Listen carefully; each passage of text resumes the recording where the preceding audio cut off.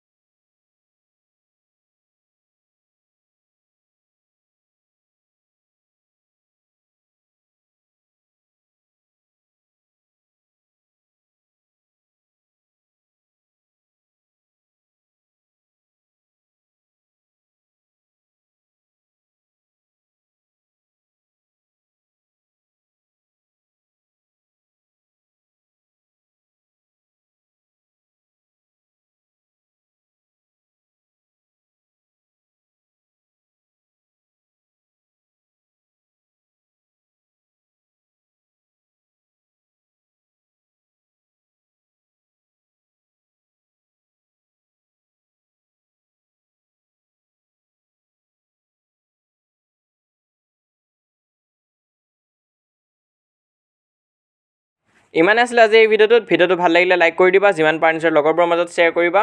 আৰু এতিয়ালৈ যদি তোমালোকে আমাৰ হোৱাটছআপ চেনেলটো জইন কৰা নাই, সোনকালে জইন কৰিবা, লিংক পিন কমেণ্টত পাই যাবাগৈ। আৰু আজি এই পেপাৰখনৰ যদি ফটোজ ফৰ্মত লাগে তোমালোকক, তেনেহ'লে ইনষ্টাগ্ৰাম পেজটো ফ'ল' কৰিবা, তাত প'ষ্ট হিচাপে দি দিয়া হ'ব। আৰু আমাৰ এই চেনেলটো যদি প্ৰথমবাৰৰ কাৰণে আহিছা, তেনেহ'লে ছাবস্ক্ৰাইব কৰিব নাপাহৰিবা। এনেধৰণৰ ভিডিঅ' আগলৈ আহি থাকিব।